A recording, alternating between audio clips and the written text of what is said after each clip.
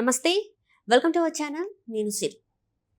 జగన్మోహన్ రెడ్డి గారి ప్యాలెస్లు ఎక్కడ చూసినా కూడా ఆయన ప్యాలెస్ల గురించి మాట్లాడడం జరుగుతుంది. సో తనైతే 26 ప్యాలెస్లు అయితే కట్టించడం జరిగింది. అయితే అందులో కొన్నిటికైతే నోటీసులు అయితే జారీ చేశారు. మరి జగన్మోహన్ రెడ్డి గారు ఏం చేస్తారు ఏంటనేది మనకు వివరించడానికి మనతో పాటు ఉన్నారు ప్రముఖ రాజకీయ విశ్లేషకులు అంకమరావు గారు. నమస్కారం సార్.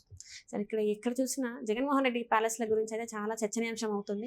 26 ప్యాలెస్లు కట్టించడం అంటే తన పార్టీ ఆఫీసులు చెప్పాలంటే 26 పార్టీ ఆఫీసులు కట్టించారు. అది కూడా ఎలా అంటే చాలా ప్రభుత్వ భూములలో కట్టడం ఇలాంటివన్నీ చేశారు. అందులో ఇప్పుడు కొన్నిటికైతే నోటీసులు కూడా జారీ చేశారని చెప్పేసి మనకి వార్తలు వస్తుంది.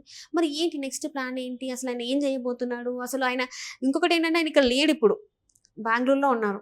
మరి ఇక్కడికి వచ్చే అవకాశం ఉందా, లేకపోతే అటు నుంచి అంటే వేరే దేశాలకు వెళ్ళే అవకాశం ఉందా? అసలు ఏంటి సార్? ఆయన 26 మొదలు పెట్టారు పార్టీ కార్యాలయాలు. ఒకటి ఆలోచించుకుంటే భారతదేశంలో 1947లో స్వాతంత్రం వచ్చిన కాడి నుంచి తొలిసారిగా 1952లో సార్వత్రిక ఎన్నికలు జరిగినాయి. అంటే 47 నుంచి 77 30 సంవత్సరాల పాటు అధికార పార్టీగా కాంగ్రెస్ పార్టీ కొనసాగింది. ఆ తర్వాత మళ్ళీ ప్రతిపక్షాలు విఫలం అవటం, మళ్ళీ కాంగ్రెస్ పార్టీ అధికారంలో రావటం, మళ్ళీ 2004 నుంచి 2014 వరకు కూడా వాళ్ళేనే ఉన్నారు. ఈ 28 రాష్ట్రాల్లో కూడా ఎక్కడా ఇలాంటి విధంగా వాళ్ళకి కార్యాలయాలు లేవు. సరే, జగన్మోహన్ రెడ్డి గారు ఇక్కడ పెట్టుకున్నారు, తప్పులేదు. ఆయనకి డబ్బులు కనుక విరివిగా ఉంటే పార్టీకి ఆయన ఏం చేసుకున్నా కూడా ఇబ్బంది లేదు. అది చట్టపరంగా న్యాయపరంగా ఎలాంటి ఇబ్బందులు లేనప్పుడు ఇబ్బందులు లేకుండా ఉండేది. కానీ ఆయన అధికారంలో ఉన్నారు. చిన్న ఉదాహరణ ఏంటంటే తన అధికారంలో ఒక రంగంలోనే ప్రజావేదికను కూల్చారు. అనుమతులు లేవు అనే ఒక కారణం మీద. మరి ఇప్పుడు ఆయన ఎక్కడ అనుమతులు లేవు కదా, అనుమతులు లేకుండా ఎందుకు కట్టాడు? దాని మీద చర్యలు తీసుకోవాలి. రెండవది, దాన్ని ఆ స్థాయిలో అంటే ఇక పనులన్నీ పూర్తయిపోతున్నాయి కొన్ని చోట్ల చూసుకుంటే, ఆ స్థాయి వచ్చేంత వరకు అధికారులు ఏం చేస్తున్నారు? ఇది కూడా ఆలోచించాల్సిన విషయం కదా. మరి అలాంటి అధికారుల మీద చర్యలు తీసుకోవాలి కదా. రెండోది, ఆ భవనాలు కడుతున్నటికి ఏ ధనంతో కడుతున్నారు? ప్రభుత్వ ధనం అనే వినిపిస్తుంది వస్తుంది. మరి ఆ ధనం ప్రభుత్వ ధనం ఎలా వినియోగిస్తారు? తప్పు కదా అది. అంటే సొంత పార్టీ ఖర్చులు అంటే వాళ్ళవి ఓన్గా పెట్టుకోవాలి, కానీ ఇక్కడ ఏంటంటే ప్రజల ధనం, ప్రభుత్వ ధనం ఎట్లా ఖర్చు చేస్తారంటే అదొక తప్పు. రెండోది ఏంటంటే అనుమతులు లేకుండా కట్టడం కూడా తప్పు. అనుమతులు లేకుండా కడుతున్నటువంటి గుత్తేదారు ఎవరు? అతని భవిష్యత్తులో ఇంకెప్పుడు ఇలాంటివి కట్టకుండా చేయాలి, అతని కారాగారంలో పెట్టాలి. రామ్కి సంస్థల పేరు కూడా ఉంది, అదే చెప్తుంది. దానికి ఒకళ్ళైనా ఇద్దరైనా ఎవరైనా సరే వాళ్ళ మీద చర్యలు తీసుకోవాలి.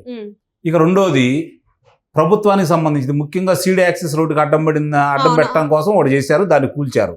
మిగిలిన వాటికి ఈరోజు తాకిదులు పంపించారు, వివరణలు ఇవ్వండి అని చెప్పని.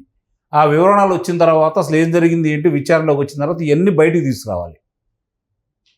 అసలు అతనికి ఉన్న ఆలోచన విధానాలే ప్రజల ద్వారా ప్రజల కోసం పరిపాలన చేయాల్సినటువంటి ప్రభుత్వ పెద్దలు అది మాకు సొంతంగా మేమే రాజులు అనే విధంగా ఆలోచించడం వల్ల జరుగుతున్నటువంటి పరిణామాలు.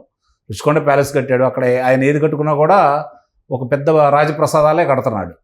అదే ఆలోచనతోటి తన పార్టీ కార్యాలయం కూడా కట్టుకుంటున్నాడు. అది ఆయన సొంత భూమి లేకపోతే పార్టీకి సంబంధించిందో, పార్టీ వ్యక్తులు ఎవరన్నా విరాళాలు ఇస్తే కట్టుకుంటే తప్పు లేదు, దాన్ని మనం వంక పెట్టాల్సిన అవసరం లేదు. దానికి వచ్చే విరాళాలు కూడా లెక్కలు చూపించినా కూడా మనం తప్పుపట్టాల్సిన అవసరం లేదు. ఇప్పుడు ఆ నిబంధనలకు విరుద్ధంగా ఎవరికి సంబంధం లేకుండా ప్రజల ధనంతో ప్రభుత్వం యొక్క అనుమతి లేకుండా విచ్చలవిడిగా కడుతున్నాడు. కాబట్టి అంటే అతను ఏమనుకున్నాడంటే, అతను అన్నాడు కదా, నాకు ఒకసారి అధికారం ఇవ్వండి, 30 సంవత్సరాలు నేను అధికారంలో ఉంటాను అని చెప్పని నమ్మాడు. 30 సంవత్సరాలు తనే అధికారంలో ఉంటానని చెప్పని మితిమీరిన ఆత్మవిశ్వాసంతో ఉన్నాడు. అసలు అభివృద్ధి చేయండి ప్రజలు ఎట్లా అంటే ఆయన పథకాలు ఇస్తున్నాడు కదా, ఇది చాలు అనుకున్నాడు. అంటే ఆ పథకాలు ఆయనే పుట్టించినట్టు, ఆయన ద్వారానే వచ్చినట్టు, గతంలో పథకాలు లేనట్టు. మరి ఉద్యోగుల సంగతి ఏంటి?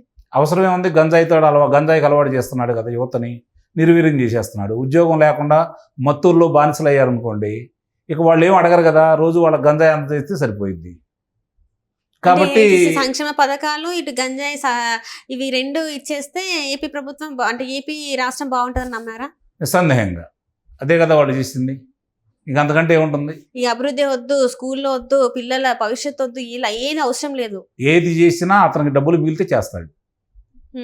అతనికి డబ్బులు మిగలాలి. ఏ పథకం మొదలుపెట్టినా ఏ పనులు చేయాలన్నా కూడా దాంట్లో అతనికి ఎంత. ఇప్పుడు సన్న బియ్యానికి గోతాలు కుట్టించారు కదా ఆ రోజు సంచులు, ఏమైపోయినాయి అయ్యి? ఇప్పుడు బియ్యం పంచడానికి వాహనాలు ఏర్పాటు చేశాడు. అవసరం ఏంటి? గతంలో జరిగినాయి కదా. అంటే ఏది చేసినా కూడా దానికి వాటా ఉంటుంది. ఇప్పుడు విద్యుత్ మీటర్లు పెడతారు, షిరిడి సాయి దానికి ఇస్తున్నారు, అవినాష్ రెడ్డి గారికి సంబంధించింది అది. ఇట్లా తన వాళ్ళకి తనకి ఏది చేసినా కూడా పథకం ద్వారా లబ్ధి చేకూరిస్తే మొదలు పెడతాడు ఆయన.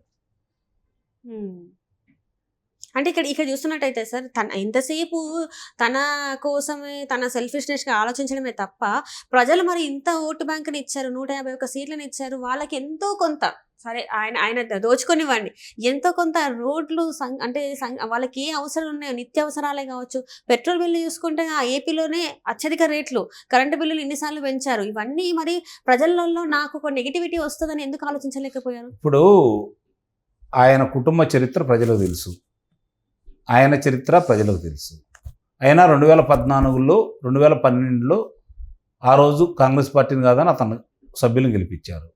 2014లో 67 మంది శాసనసభ్యులను ఇచ్చారు, 8 మంది లోక్సభ సభ్యులను ఇచ్చారు.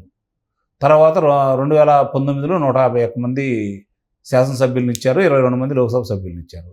అంటే నేను ఏం చేసినా నన్ను ఒప్పుకున్నారని అనుకున్నాడు. ఆయన తప్పే ఉంది, ఆయన తప్పే ఉంది. ప్రజలు తప్పు కదా మొట్టమొదట ఆ స్థాయిలో ఆయన గెలిపించటం. ఆయన గురించి తెలిసిన తర్వాత కూడా ఆయన గెలిపించారంటే అది ప్రజలు తప్పు కదా.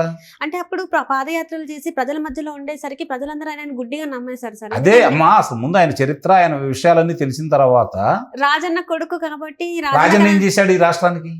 చాలా వరకు ఏం చేశాడు చెప్పండి? అభివృద్ధి చేశారని. ఏం చేశాడు అభివృద్ధి? పథకాలే కావచ్చు, రైతు రుణమాఫీ చేశారు. రైతు రుణమాఫీ ఆయన చేయలేదు.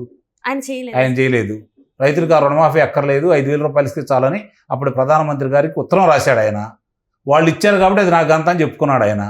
ఆ రోజు ప్రతిపక్షాలు అతను గంత కాదు ఇట్లా చేశారని చెప్పి చెప్పుకోలేకపోవడం అనేది ప్రతిపక్షం తెలుగుదేశం పార్టీ వైఫల్యం. ఇంకేం చేశాడు? ఆరోగ్యశ్రీ ఫీజు రీఎంబర్స్మెంట్ అనేది చంద్రబాబు నాయుడు గారు తీసుకొచ్చారు. అది ఎవరికి? ముందు ఎస్టీలకి అమలు చేశాడు. ఈయన వచ్చిన తర్వాత అందరికి అమలు చేశాడు. ప్రారంభించింది చంద్రబాబు నాయుడు గారు, చెప్పుకోలేకపోయింది చంద్రబాబు నాయుడు గారు. ఆరోగ్యశ్రీ పథకం తీసుకొచ్చాడు. కొన్నిటికి ఇప్పుడు ప్రభుత్వంలో నువ్వు ఉండవు, ప్రభుత్వానికి ముఖ్యమైన వ్యక్తి నువ్వు. ప్రభుత్వం యొక్క వైద్యశాలల్ని నిర్వీర్యం చేసి ప్రైవేటు వైద్యశాలకి డబ్బులు దోచిపెడితే కొంతమందికి న్యాయం జరిగిన మాట వాస్తవమే. కానీ అదే ప్రభుత్వ వైద్యశాలకి ఆ పరికరాలకి ఆ డబ్బులు ఇచ్చినట్టయితే అందరూ నిరుపేదలు ప్రభుత్వ వైద్యశాలకు వెళ్ళేవాళ్ళు కదా. ప్రైవేటు వాళ్ళకి దోచిపెట్టారు కదా, అక్కడ వైద్యం జరగకుండా సర్జరీలు జరగకుండా కూడా డబ్బులు వెళ్ళినాయి కదా. అంటే ఇట్లా అంటే ఆయన ఏం చేశాడంటే ఇలాంటి చిల్లర పథకాలన్నీ జనానికి ఇచ్చేసి కొడుకు దోచిపెట్టాడు కదా మొత్తం. ఇదంతా రాజశేఖర రెడ్డి గారికి తెలిసే జరిగిందంటారా? తెలిసే కదా, ఆయనే కదా చేసింది. బయట చెప్తే ఆయన తెలియపోవచ్చు, చేసిందే ఆయన కదా, చేసిందే ఆయన కదా. అంటే ఇప్పుడు ఏమంటారంటే రాజశేఖర రెడ్డి గారికి తెలియకుండా జగన్మోహన్ రెడ్డి గారు ఇవన్నీ చేశారు, ఈ స్కామ్లన్నీ చేశారు, ఆయన పేరు అడ్డం పెట్టుకొని ఆయన కొడుకుగా ఇవన్నీ చేశారని చెప్పేసి అంటారు. చాలా వరకు అయితే రాజశేఖర రెడ్డి గారు మంచి నాయకుడు. రాజశేఖర రెడ్డి గారు ఏంటంటే గతంలో చేసినటువంటి పులివెందల్లా కావచ్చు, కడపలో చేసినటువంటి కార్యక్రమాలకి వాళ్ళ తండ్రి గారిని నెపం వాళ్ళ తండ్రి గారి మీదకి వెళ్ళిపోయింది. ఈయన ముఖ్యమంత్రి అయిన తర్వాత కొడుకు మీదకి వెళ్ళిపోయింది. అంటే అసలు ఏమి తెలియకుండానే ఆయన ప్రమేయం లేకుండా ఇవన్నీ జరుగుతాయా? మరి ఇంకా ముఖ్యమంత్రి గారు ఆయన ఏం చూస్తున్నట్టు? ఆయన ప్రమేయంతో జరిగినాయి. ఇందుట్లో ఆయన తెలియకుండా ఒక్కడు కూడా ఏం జరగలేదు. ఇది మాత్రం వాస్తవం. సో ఇవన్నీ కూడా ఇప్పుడు జగన్మోహన్ రెడ్డి చేసే అన్నిటి కూడా వెనకాల నుంచి అప్పుడు రాజశేఖర రెడ్డి గారికి తెలిసే జరిగినా ఇప్పుడు ఆయన అదే పందాలో వెళ్తున్నారా అంటారు మీరు? నిస్సందేహంగా ఆ రోజు నన్ను ఆమోదించారు కాబట్టి ఈ రోజు కూడా నన్ను ఆమోదిస్తారని నమ్మాడు కాబట్టి, నేనేం చేసినా ప్రజలు నా ఏమిటి ఉంటారని నమ్ముకున్నాడు కాబట్టి ఆయన అట్లా చేసుకుంటూ వెళ్ళిపోయాడు.